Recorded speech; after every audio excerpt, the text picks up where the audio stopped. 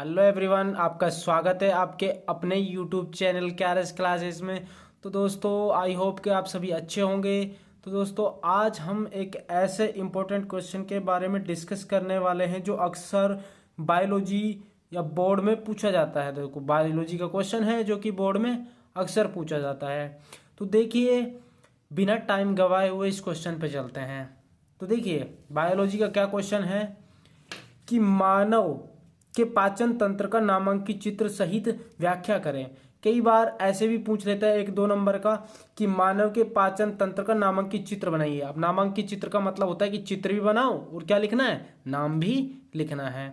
तो दोस्तों देखो, हम भोजन क्यों करते हैं, ठीक है। अब भोजन करेंगे तभी तो पाचन होगा। तो भोजन हम हमारे शरीर में दैनिक क्रियाएं करते हैं, जैसे कोई भी कार्य करना, भागना, दौड़ना, पढ़ना, लिखना। इसके लिए हमें ऊर्जा कहाँ से चाहिए होगी। जैसे कि बाइक के लिए पेट्रोल चाहिए, तो उसी तरीके से हमारे शरीर के लिए भी क्या चाहिए, ऊर्जा चाहिएगी। तो ये ऊर्जा कहाँ से मिलेगी हमको, ये ऊर्जा हमें भोजन करने से मिलेगी। अब चलो, हमने भोजन तो कर लिया, बट इस भोजन से हमें ऊर्जा कैसे मिलेगी फिर।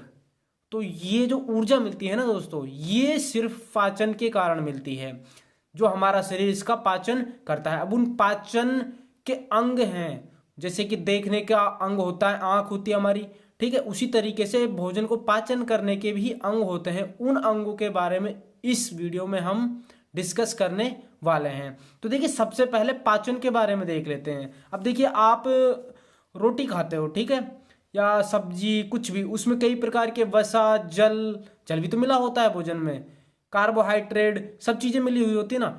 इनको छोटे छोटे टुकड़ों में तोड़ना ही पाचन कहलाता है। देखिए, पढ़ते हैं थोड़ा सा। देखिए, जटिल अघुलनशील पदार्थों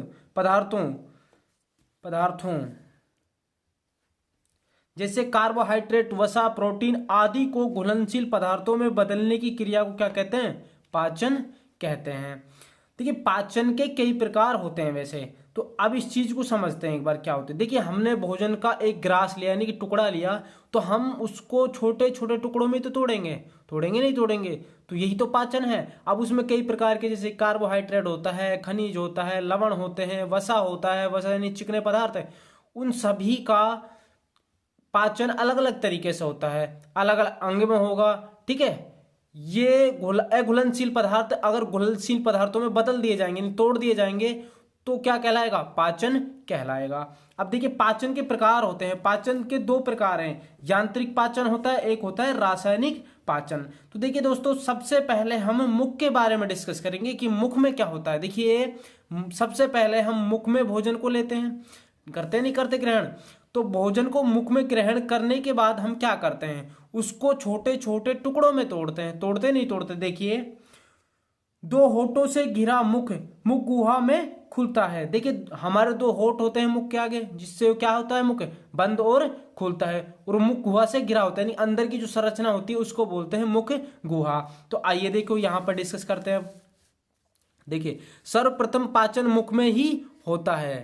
क्वेश्चन कई बार पूछा जाता है, कॉम्पिटिटिव एग्जाम में भी पूछा जाता है कि सर्वप्रथम भोजन का पाचन किस अंग में होता है। सर्वप्रथम पाचन हमारा कहाँ होता है, मुख में होता है, क्योंकि मुख में लार में पाए जाने वाला एंजाइम होता है। कौन सा, टॉयलिन नामक एंजाइम पाया जाता है, जो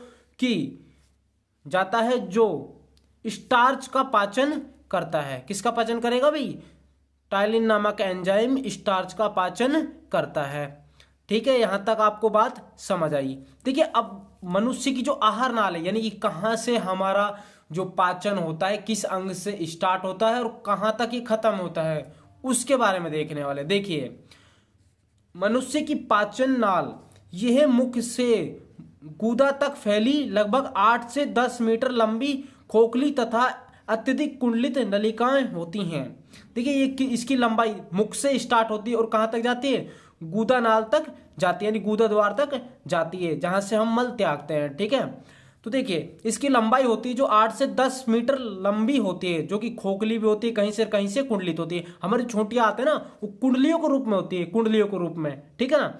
आइए, आहार नाल को निम्न 5 भागों में बांटा गया है। जो आहार नाल है ना अपनी, इसको कितने भागों में बांट दिया है? मुख्यतः 5 भागों में बांट दिया। देखिए पहला भाग, वैसे तो हम पढ़ चुके हैं पहले भाग के बारे में, थोड़ा और देख लीजिए। मुखग्रासन गुहिका।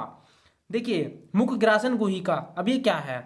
जो मुख होता है ना हमारा, उसके अंदर का जो भी भाग है उसको मुखग्रासन गुहिका कहते हैं। यह ऊपरी अचल तथा निचले चल जबड़े के मध्य स्थित होता है। अब आप देखिए अपने मुंह को हिलाकर, जो ऊपरी जबड़ा होता है वो देखो कभी भी नहीं हिलता है, लेकिन निचला जबड़ा होता है उसे हम हिला सकते हैं, दाएं बाएं ऊपर नीचे हम कर सकते हैं। इसीलिए उसको क्या बोलेंगे? ऊपरी जबड़े को अचल बोलेंगे, नहीं चलने वाला, और निचले जबड़े को क्या बोलेंगे? चल बोलेंगे। जबड़े के मध्य स्थित होती है। इसका पश्चिम भाग ग्रसनी कहलाता है। जो पीछे वाला भाग देखा होगा आपने, एक तंतु सा लटका हुआ होता है या फिर अंदर की तरफ खुलता है, यानी कि गड्ढा सा होता है, उसे बोलते हैं क्या? ग्रासनी कहलाता है। ग्रसनी निगल द्वार द्वारा ग्रसनाल में एवं कंठ द्वार द्वारा श्वास नाल में खुलती है। देखिए यहां पर ये जो भाग है ना, ये कुपिका नुमा, इसको बोलते हैं ग्रसनी या ग्रासनाल कहते हैं। ठीक है, अब देखिए यहां पर जो ये हमारा भोजन है, यहां पर हमने खाया, तो यहां पर देखिए 2 द्वार होते हैं, एक तो श्वास द्वार होता है, एक भोजन द्वार होता है। लेकिन यहाँ पर एक घाटी ढक्कन पाया जाता है। क्या पाया जाता है? घाटी ढक्कन। जो घाटी ढक्कन ये तय करता है कि भोजन को तो भोजन नाल में जाना चाहिए और श्वास को श्वास नाल में नहीं, फेफड़ों में जाना चाहिए, ये तय करता है घाटी ढक्कन। ठीक है ना। देखिए ग्रसनी निगल द्वार द्वारा ग्रसनाल में एवं कंठ द्वार द्वारा श्वास नाल में खुलती है। जबड़े दांत युक्त होते हैं। जबड़ों में भाई क्या लगे हुए होते हैं? दांत। और दांतों का कार्य आपको भली भांति पता ही है, क्योंकि जो दांत होते हैं हमारे भोजन को छोटे छोटे टुकड़ों में तोड़ने का काम करते हैं। और अब आपने देखा होगा जो मुख होता है उसमें भी भाई क्या होते हैं? जीभ होती है। अब जीभ का क्या कार्य है? जीभ का कार्य भोजन को क्या मिलाने का काम होता है और दांतों को साफ करने का कार्य होता है। कई बार क्वेश्चन पूछ लिया जाता है कि जीभ का क्या कार्य होता है। तो जीभ का क्या कार्य होता है दोस्तों? जीभ का कार्य होता है कि मुख को साफ रखना। ठीक है ना।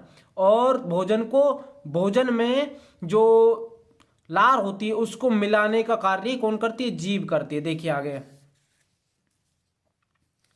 दांत भोजन को काटने एवं चबाने में सहायता करते हैं। मुख ग्रास गुहिका, ग्रासन गुहिका के मध्य स्थित जीभ भोजन में लार को मिलाने तथा भोजन को निगलने में सहायता करती है। जीभ पर स्थित स्वाद कणिका, देखिए आपने देखा होगा जीभ के अंदर छोटे, मतलब छोटे छोटे ऐसे पाए जाते हैं जैसे दाने दाने से, तो वो क्या होते हैं? स्वाद कलिकाएं होती हैं। स्वाद कलिकाएं हमको भोजन के स्वाद का अध्ययन कराती हैं, ज्ञात कराती है कि भोजन का स्वाद कैसा है, सहायता करती हैं। जीभ पर स्थित स्वाद कलिकाएं भोजन के स्वाद का ज्ञान कराती हैं। अब देखिए यहां तक खत्म है, इसका स्क्रीनशॉट ले लीजिए, आप इसको लिख लीजिए। देखिए यहां से स्टार्ट है हमारा पूरा ऊपर से। तो आई होप आप सभी को दिख रहा होगा, और नहीं दिख रहा तो आप इसको लिख सकते हैं, पॉज कर करके लिख सकते हैं। देख लीजिए, वीडियो को रोक लीजिए और लिख लीजिए। तो चलते हैं नेक्स्ट पेज पर। तो देखिए नेक्स्ट पेज हमारा कुछ इस तरीके से है। अब देखिए मुख गुहिका देख लिया, अब उसके बाद देखने वाले हैं ग्रसनाल। ग्रसनाल क्या होता है देखिए, आइए। तो देखिए यह 25 सेंटीमीटर लंबी सीधी नलिका होती है। देखिए 25 सेंटीमीटर नलिका कौन सी होती है? ये जो यहां से और यहां तक की जो नलिका है ना, ये कहलाती है ग्रसनाल। ठीक है ना। ये 25 सेंटीमीटर इसकी लंबाई होती है। तो देखिए आप आगे,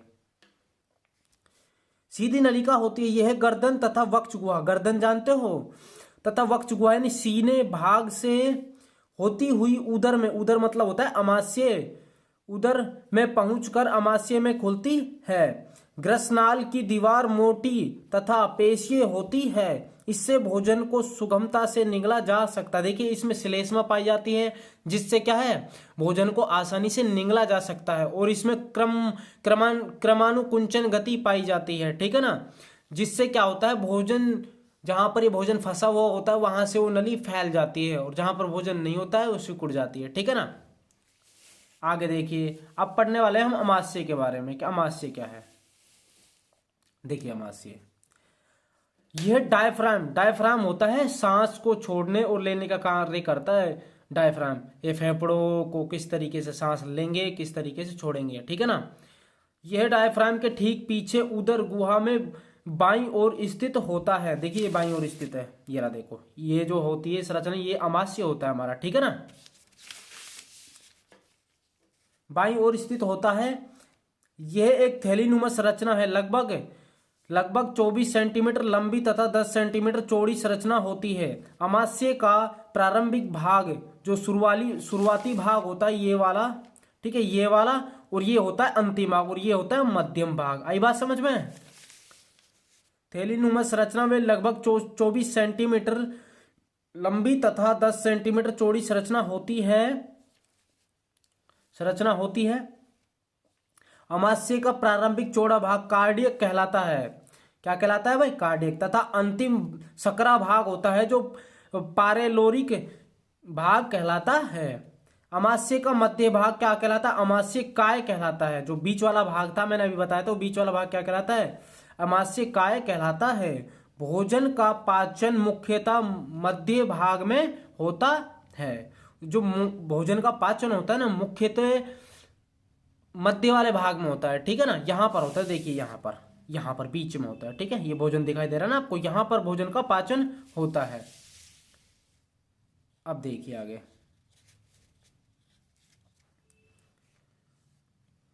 अमाशय का पश्चिम भाग पाइलोरिक छिद्र द्वारा ग्रहणी में खुलता है। देखिए ग्रहणी में खुलता है, देखिए यहां पर खोटा, देखो यहाँ पर वाल्व लगे होते हैं। इनका काम क्या होता है? भोजन को अंदर आने देते हैं ये, ना कि भोजन को बाहर जाने का काम करते हैं। ये अंदर लाने का कार्य करते हैं, फिर बंद हो जाते हैं इस तरीके से, वाल्व की तरह होते हैं, वाल्व की तरह, ठीक है ना। चलिए आगे, आप देखिए, अमाशय की जठर ग्रंथियों में जठर रस स्त्रावित होता है। जो अमाशय की ग्रंथियां होती है ना, जठर ग्रंथियां, जिनमें जठर रस स्त्रावित होता है, और जठर रस में हाइड्रोक्लोरिक अम्ल पाया जाता है, यानी कि HCl अम्ल पाया जाता है। HCl अम्ल पाया जाता है। जठर रस में पाचक एंजाइम होते हैं। पाचक एंजाइम का मतलब होता है जो पाचन करने में सहायता प्रदान करते हैं, ठीक है। देखिए अब पाचक एंजाइम कौन कौन से पाए जाते हैं? देखो, पेप्सिन होता है जो प्रोटीन को पेप्टोन में बदल देता है। प्रोटीन होता है ना, उसको किस में बदल देता है? पेप्टोन में बदल देता है।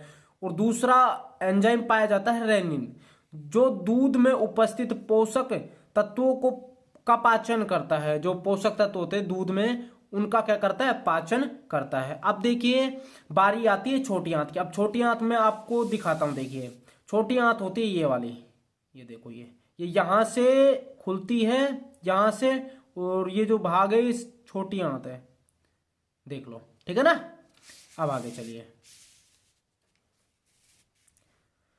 छोटी आंत। अमाशय छोटी आंत में खुलता है। जो अमाशय होता है वो कहाँ खुलता है? हमारा छोटी आंत में। मैंने अभी दिखाया था। यह लगभग 6 मीटर लंबी एक कुंडलित नलिका होती है।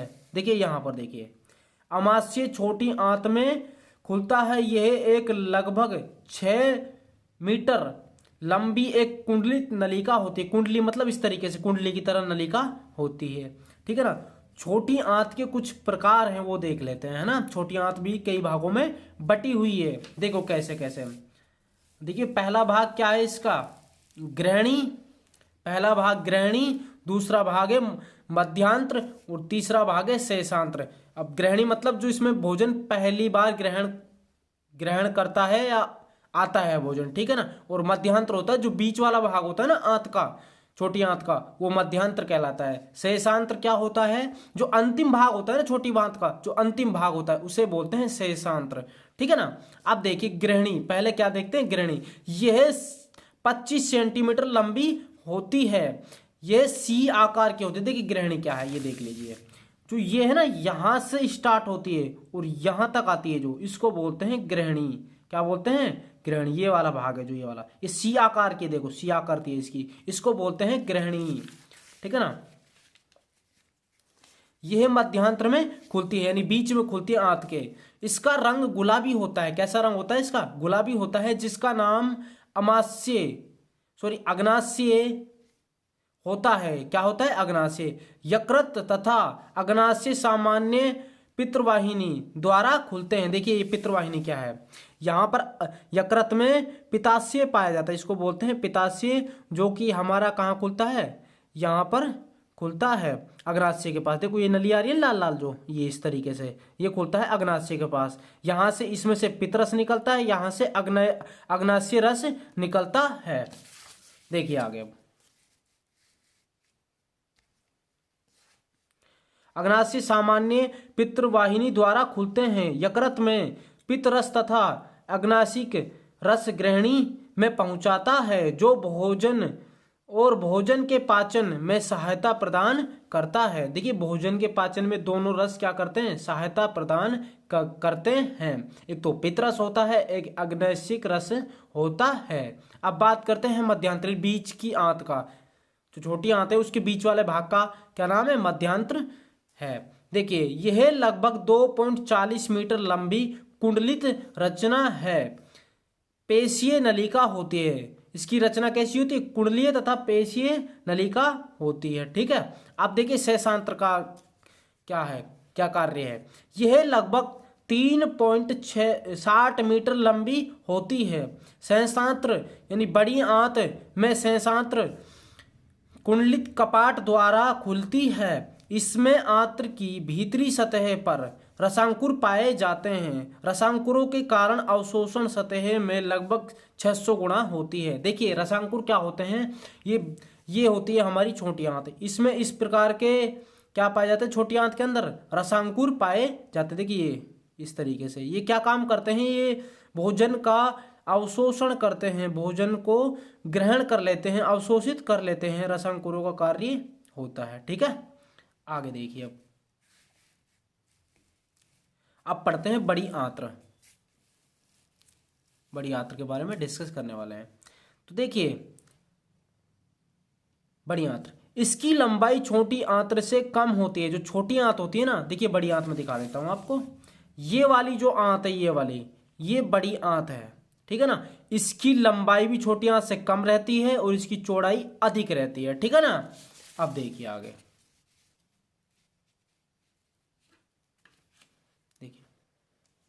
इसकी लंबाई छोटी आंत्र से कम होती है लेकिन चौड़ाई अधिक होती है। यह लगभग 1.5 मीटर 1.50 मीटर से 1.80 मीटर लंबी होती है। इसकी लंबाई 1.50 मीटर से 1.80 मीटर लंबाई होती है। बड़ी में जो भोजन यानी बड़ी में जो भोजन पचता है, जो छोटी आंत में नहीं पचता है, उसे अपचयित भोजन का पाचन बड़ी आंत में होता है। किस भोजन का, उस अपचयित यानी जो अपचयित हुआ है, यानी कि अब जो पचा नहीं है जो भोजन, ठीक है ना, उस भोजन का पाचन कहाँ होता है, बड़ी आंत में होता है। आई बात समझ में। अब देखिए इसका लास्ट जो छोटा सा टॉपिक बचा हुआ है वो है मलाशय। जब भोजन पूरी तरह से पच जाता है तो उसके बाद जो भोजन में पचने लायक अवशेष नहीं होते हैं उनको शरीर से बाहर निकाल दिया जाता है। ठीक है, किसके रूप में, मल के रूप में। ठीक है, देखिए बड़ी आंत में, यह बड़ी आंत में मलाशय एक गूदा नाल पाई जाती है, जिससे भोजन जो अपशिष्ट भोजन है, जो अपचित भोजन है, जो पचेगा नहीं, उसको बाहर निकाल दिया जाता है। देखिए यह लगभग 12 सेंटीमीटर लंबा भाग होता है। इसका अंतिम संकरा भाग गूदा द्वारा शरीर से बाहर खुलता है। तो आई होप दोस्तों कि वीडियो आपको पसंद आई होगी। अगर वीडियो अच्छी लगी है तो वीडियो को लाइक कीजिए और इस चैनल को सब्सक्राइब कीजिए और अपने दोस्तों के साथ इस वीडियो को शेयर कीजिए। अगर आपको कुछ चीज़ समझ नहीं आती है तो आप वीडियो को दोबारा देख सकते हैं। और मिलते हैं नेक्स्ट वीडियो में और इसी तरीके से क्वेश्चनों के साथ। Bye bye, take care.